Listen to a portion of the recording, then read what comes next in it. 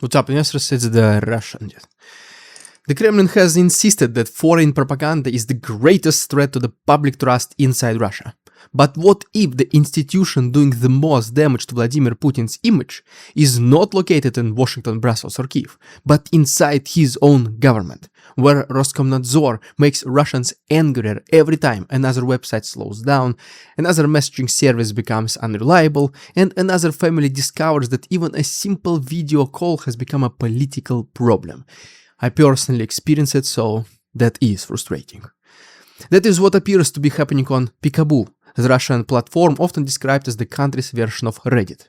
Because a community does not naturally sympathize with opposition figures, does not particularly like commentators, such as, Maxim Katz or Michael Nike, and often includes people who support the so-called special military operation, is now producing some of the sharpest criticisms of United Russia, Roskomnadzor, and Putin himself.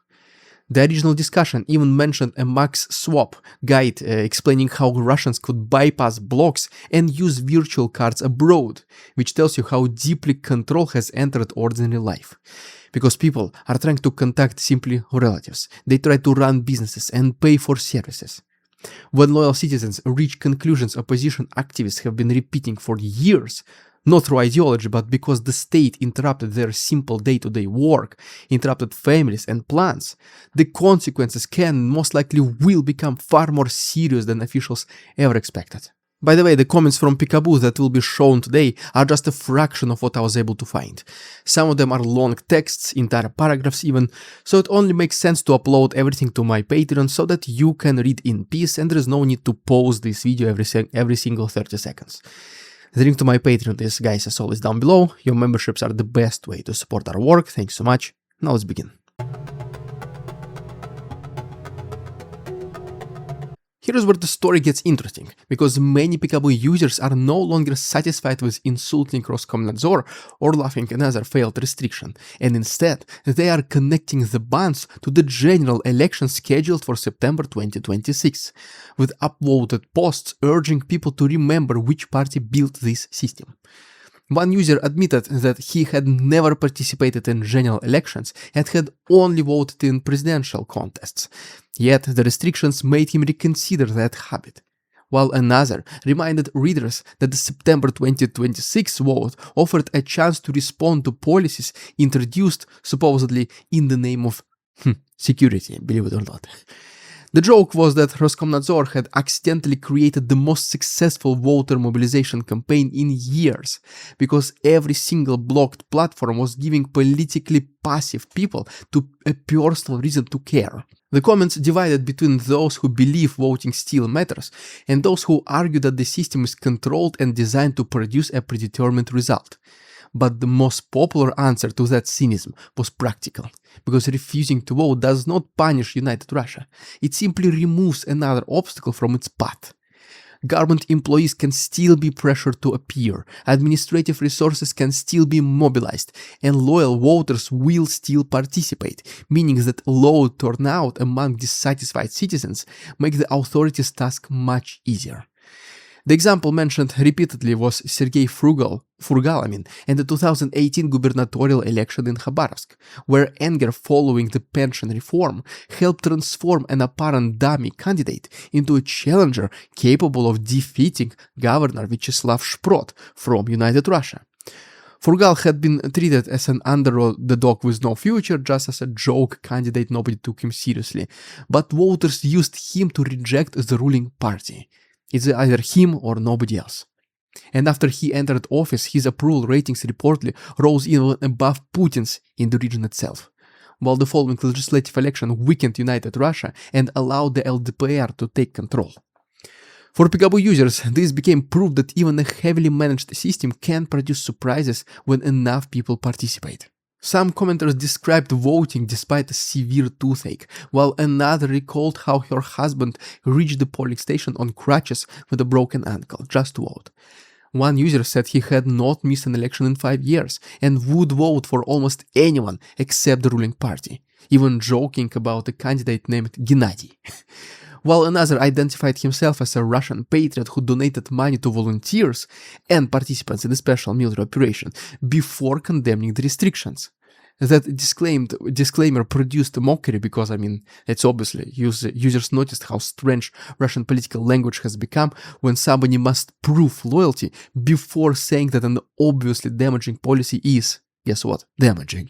This is the first sign that the bans may have crossed an important boundary, because they are reaching citizens who previously separated support for Kremlin foreign policy from dissatisfaction with domestic governance. And once those citizens begin voting against United Russia while still calling themselves patriotic, the accusation that every critic is controlled by the West becomes less effective. Yet, elections are only the beginning, because the discussion soon moved from the officials signing orders towards the person who created the political structure in which those orders are even possible.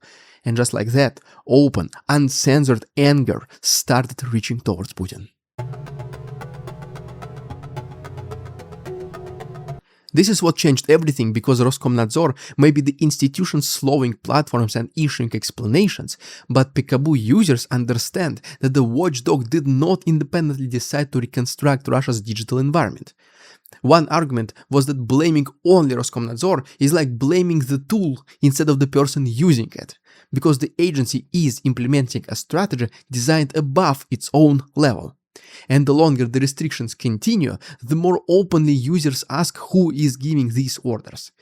In a system that has spent more than 20 years concentrating authority around one single leader, the answer inevitably always leads to him, to Vladimir Putin. Sarcasm then followed when officials claimed that 100 million Russians were using Telegram, because commentators joked that perhaps they meant like telegrams, like papers delivered through the postal service. While another popular line said that Putin does not even use the internet himself. The discussion then returned to Putin's words from 1996 interview, when he warned that people are often tempted to believe an iron-fisted leader will make life safer and more comfortable, only to discover that the comfort disappears when the iron fist still remains. Surprise, surprise. Users joked that the earlier Putin had also warned Russia about the later Putin, but beneath the humor was a serious accusation, because his old language now sounds like a prediction of his own system. Another post argued that neither Ukrainian nor Western propaganda had damaged the government's reputation as effectively as Roskomnadzor, since foreign messaging can be dismissed as hostile, while a blocked service or ruined business is experienced directly. When a platform stops working, a tutorial disappears, or an elderly relative can no longer make a call, the frustration is attached not to NATO. Why would NATO restrict my babushka to call me? It's not even attached to European Union or even the United States, but to the Russian state. One commenter said Putin had introduced the most crippling sanctions against Russia himself, as the state voluntarily restricts tools its citizens use to communicate, learn and earn money. Darker jokes reveal the loss of respect, because users imagined a US Delta Force unit arriving in Moscow to remove Russia's democratically elected president, and wondered how many residents would even offer directions to those Delta units. Kremlin is this way. Go fast, go at night. The discussion referenced Prigozhin, described indirectly as a certain chef whose forces moved towards Moscow without broad public resistance, and then mentioned Romanian leader Nicolae Ceausescu and his wife, whose downfall remains a warning about how quickly a seemingly permanent system can lose public loyalty. If you guys never heard about him, go read about him, watch some videos. It's very familiar. These jokes do not prove an uprising is coming, unfortunately, but their popularity on the mainstream platform matters. The conversation also revived Putin's broken promises, including the claim that 2 presidential terms would be enough for any sane person. I guess. The assurance that the retirement age would not be raised while he remained president, and the remark that spending 7 years in the presidency could drive any person mad. Well, it all came true. Russians can now compare that limited presidency with constitutional changes, pension reform, and the decades of personal rule.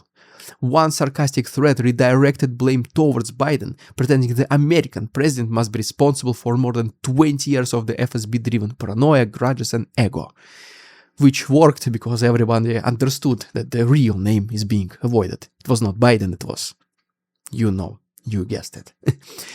Users also debated the responsibility of Roskomnadzor employees, who say they are the only executing orders, with some invoking Nazi-era officials and the familiar excuse that they were simply just obeying commands. But more importantly, the bans were no longer viewed as isolated mistakes, but as a product of a centralized system that fears uncontrolled communication.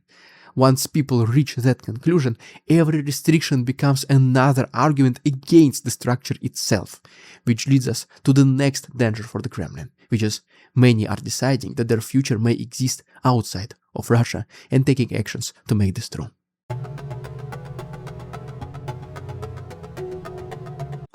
But that is only half the story, because political arguments become harder to contain when reinforced by ordinary experiences. And Peekaboo is filled with Russians explaining how restrictions affect their daily lives, parents, careers, businesses, travel plans, relationships, everything across all the borders. Users describe struggling to call friends abroad, reserve hotels, access foreign websites, or even just help elderly relatives adapt after the single messaging applications they understood finally became unreliable. They finally understood how to use WhatsApp, it's no longer working. These losses interrupt work and force people to find complicated alternatives. One person submitted a polite complaint through Roskomnadzor's official VK community, asked legitimate questions without insulting anyone, and was still blocked from the page, showing that even a citizen using an approved Russian platform and official channels was treated as a problem. There is no person, there is no problem, the old Soviet saying. Other users said restrictions damage successful businesses, while designers and specialists complained that Telegram, template sites, tutorial pages, and professional resources were disappearing one after another. For people whose income depends on the internet, each new ban is not a cultural disagreement, but a direct attack on their ability to remain productive. One popular post came from a professional who said that he and his wife had tried to wait out of the deterioration, but after watching the state block tools required for his work, they concluded that their expertise was not wanted and just chose to move to Siberia. The comments reportedly showed 100% approval, with other users sharing relocation plans and discussing which countries might offer a predictable future, at least stable one. Another person recalled attending a webinar about immigration to various European countries, where somebody asked whether Russians face hostility abroad. Just, oh, you're from Russia, so you're not welcome here.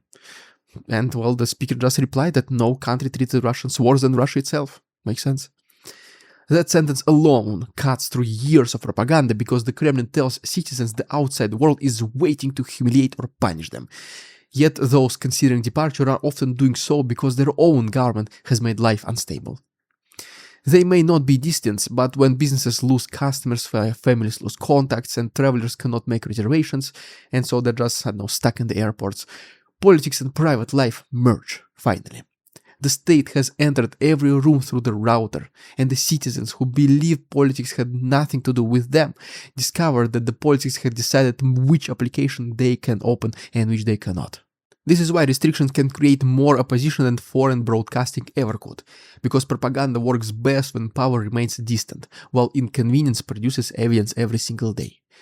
A presenter can insist Russia is becoming more sovereign, but the freelancer staring at the blog tutorial experiences that sovereignty as lost income, while the family unable to place a stable call experiences it as isolation.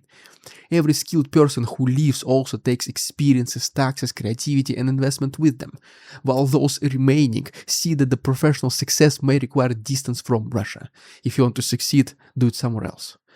As a result, censorship creates economic damage far beyond the targeted platforms, since uncertainty encourages businesses to reduce investment, workers to prepare exit plans, and specialists to imagine life somewhere else. Yet, the most surprising development on Peekaboo is not simply that people are angry enough to leave, but that many who remain are rediscovering political ideas the Kremlin spent years trying to erase.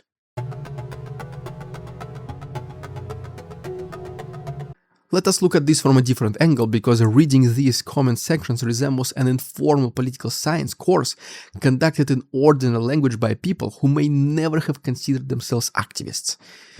Users discuss civil society institutions, accountable leadership, free speech, constitutional rights, competitive elections, and the principle that officials should be removable when they stop serving the public.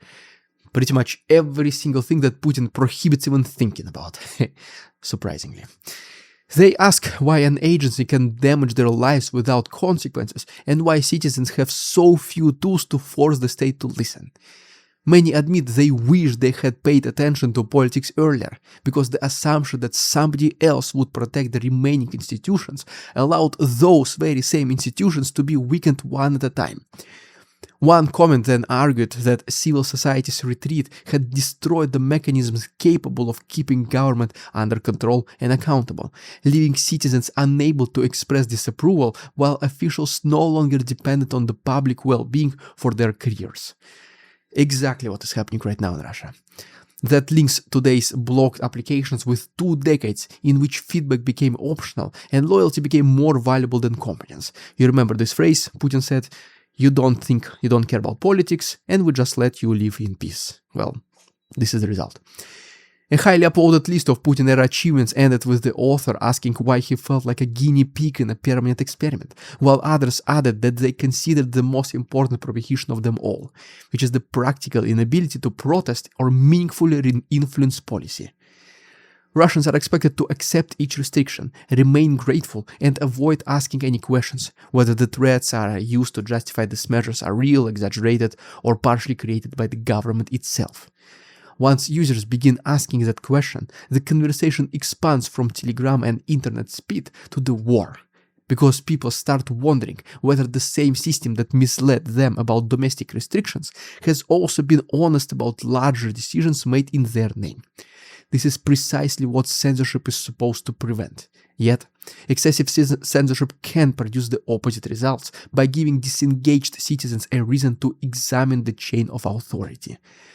A person may arrive furious about a platform and leave reading about the constitution, pension reform, presidential term limits, and repression. The ban creates the question, and the question creates a search for responsibility, and the search leads from Roskomnadzor to United Russia and eventually to one and only. Another insight was that propaganda tries to convince every dissatisfied person that he is isolated and surrounded by war supporters, by Putin supporters. Peekaboo disrupts that illusion by allowing thousands of users to discover that strangers do share the same frustrations.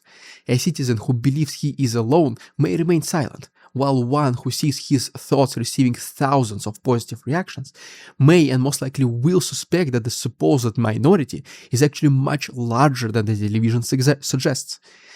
This does not mean Peekaboo has become a opposition headquarters, at least not yet, because contradictions remain visible, including users who support the special military operation while criticizing censorship. Also people who blame lower officials but hesitant to name Putin personally, and then even voters who want change but doubt elections can ever deliver it.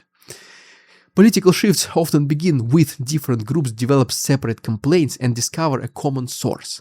By applying restrictions so broadly, the government has given business owners, families, travelers, and previously indifferent political citizens a reason to recognize themselves in the very same discussion. And yet, there is still one more piece to this entire story, because the Kremlin's response will determine whether the anger fades into another temporary scandal or becomes part of the political atmosphere surrounding September 26. And every available option now carries risk that did not exist while the public remained passive.